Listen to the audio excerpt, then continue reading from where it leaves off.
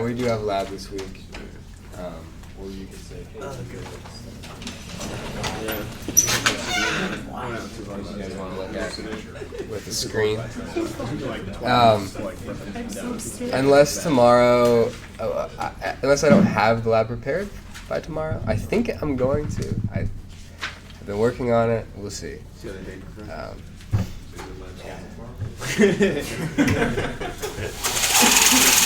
We wouldn't be upset if...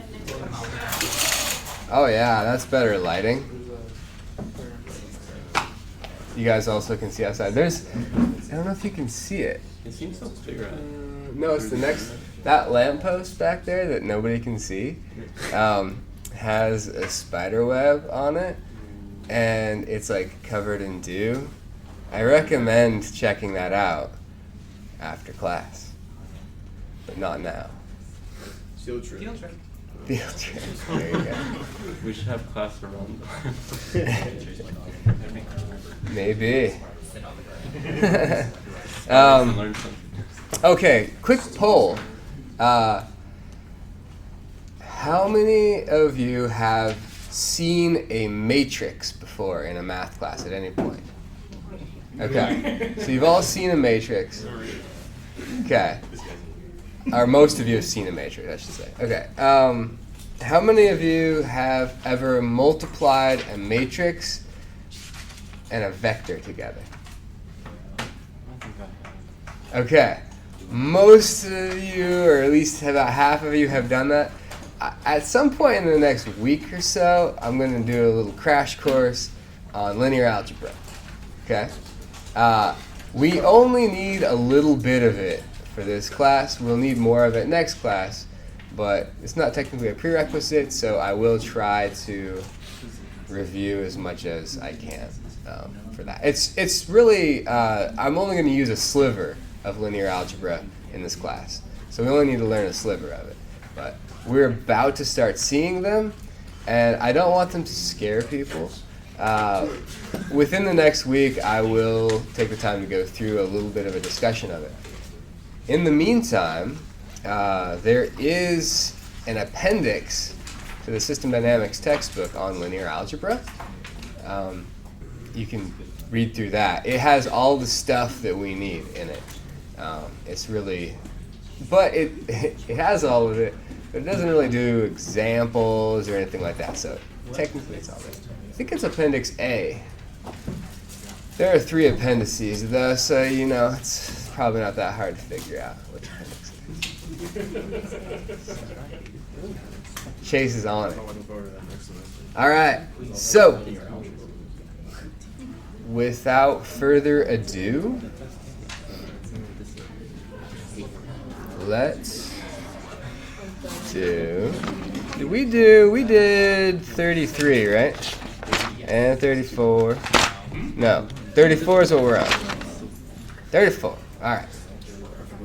So state variables and state representations of a system are what we're talking about now, which is what we're headed towards. So we've been doing all these linear graph models, and now we're going to write a state variable representation of our system.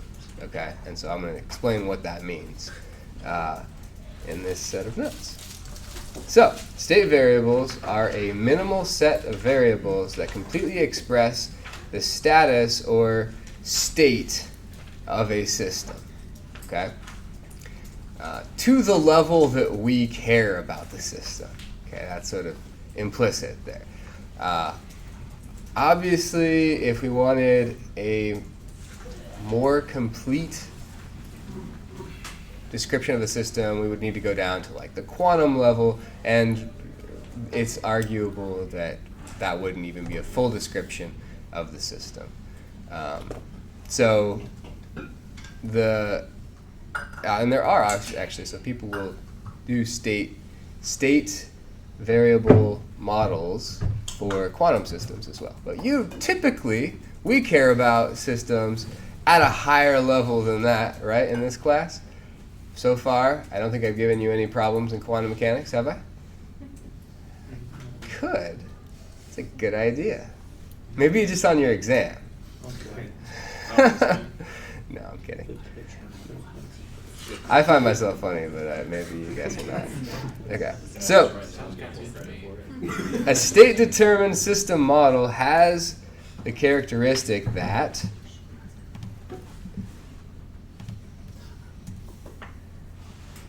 a mathematical description of the system in terms of a minimum set of variables xi, so this is notation for here's a variable x, which is a function of time. Subscript I is denoting that there are several of them. For I in the set of integers from 1 to n, so we've got x1, x2, x3, etc. Together with the knowledge of those variables at an initial time t0 and the system inputs for time greater than t0 are sufficient to predict the future system state and outputs for all time greater than t0. So we're saying that this is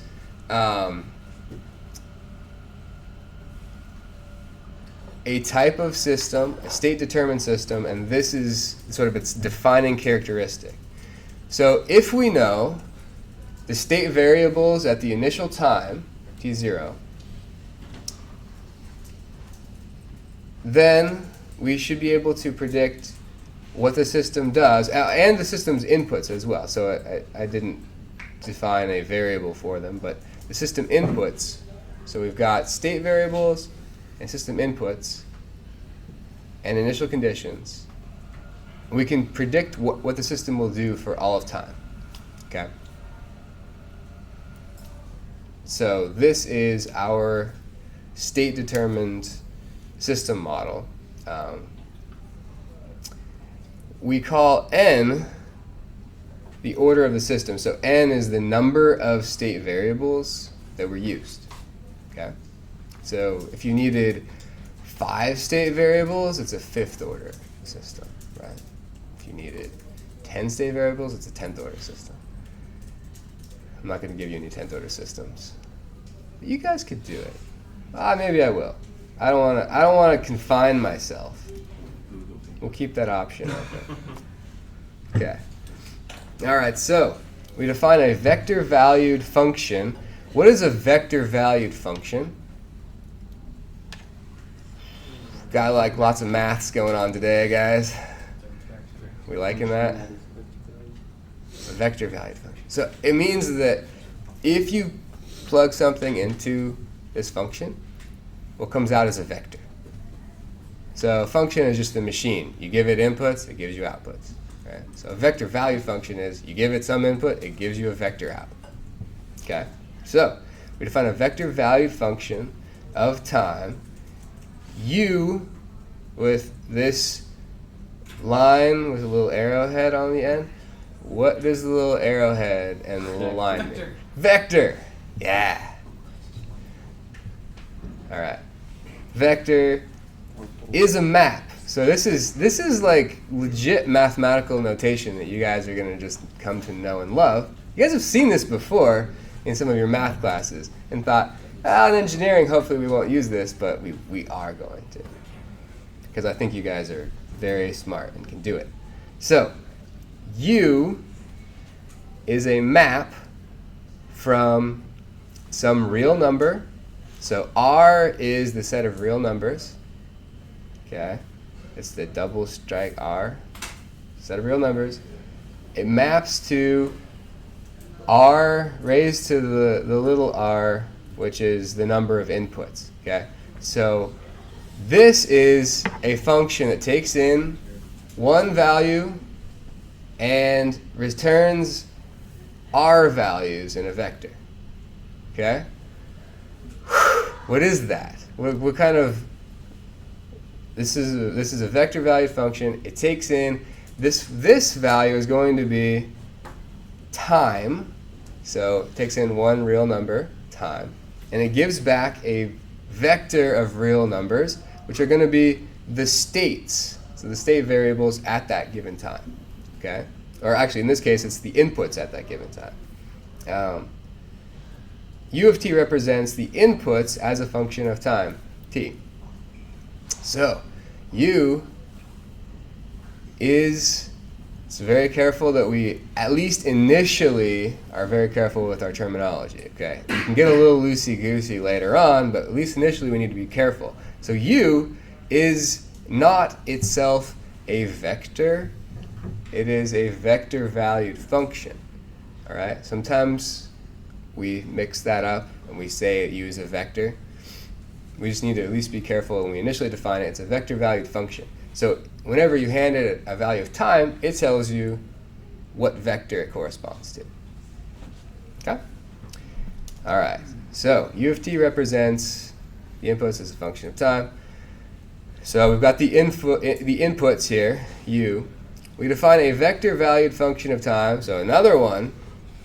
This one is of the states. So x is a map from R to Rn. So there are going to be n state variables, which is also the order of the system. X of t represents the states as a function of time. So we have the input vector value function, U, and the state vector value function, X. Okay? How are we feeling about that? We've all seen vectors a lot because we've all taken vector calculus, because that is a prerequisite for this course. So that's fun. So vectors we're totally cool with. Functions we've also seen lots of times. We've also seen this notation to an extent, and we're just seeing it more now. Putting it all together, all those math classes, all in one succinct little page of notes. So, we define a vector valued function of time. The third one, and this is, I promise, this is the last one. One more, y, which takes in a value of time and it spits out a vector that has m elements, where m is the number of outputs. Okay? So we have inputs, state variables, and outputs. Y of t represents the outputs as a function of time. So the number of outputs is something that we will determine as design engineers. What are the variables of interest in a system? Those will be our outputs. Okay? So let's draw this, because we are engineers and we can't just use abstract symbols. We have to draw things. So let's do that. We have a system described by some state variables. So here we go, x1 through xn. If I wanted to, I could write x of t equals, in a column vector, x1 of t, x2 of t, all the way down to xn of t. And that represents the states, the state variables that describe the system. U is our vector of inputs, right? So it comes in to the system, and then dynamics happen, right? And that's where all of our work goes into, is describing those dynamics. We'll use linear graphs, et cetera, to describe them. And then out of that come these output variables. Okay? So that is what we're sort of constructing here. System models constructed with pure one-port elements presented above, so in the previous chapters, are state determined. Convenient. I didn't lead you on all of that stuff just to let it sort of flail out and not be connected to our current topic. So we're building, right?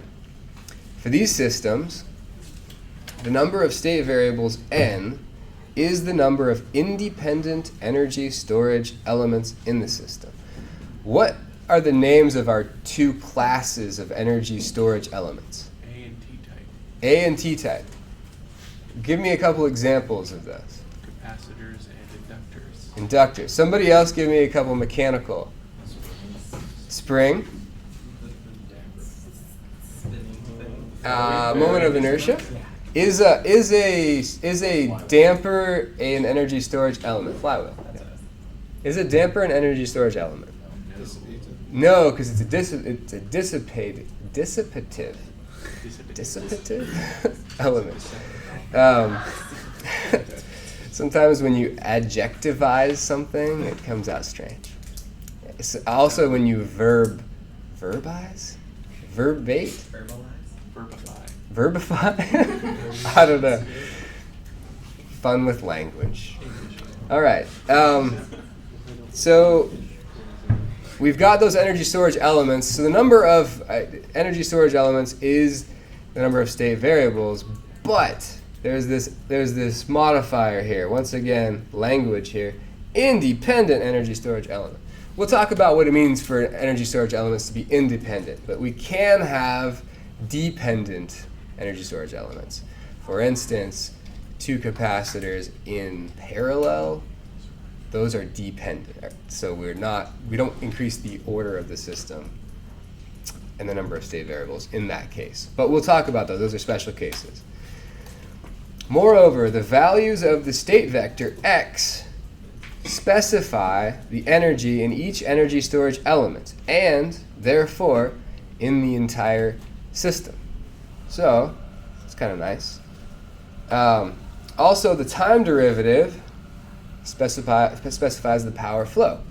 So, if we have the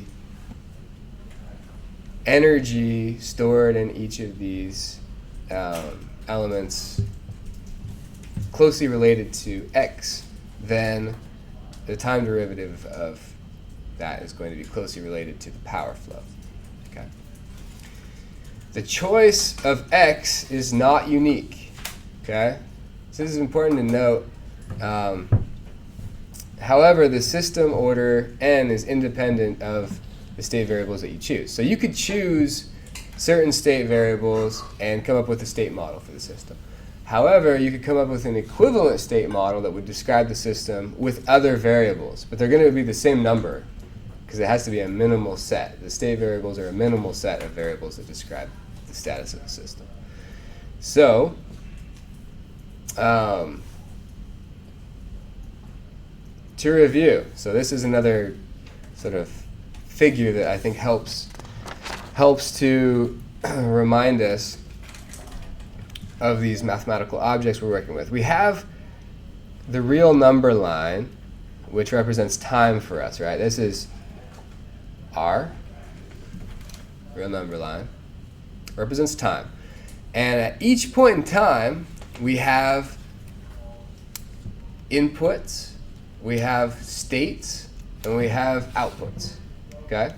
So our inputs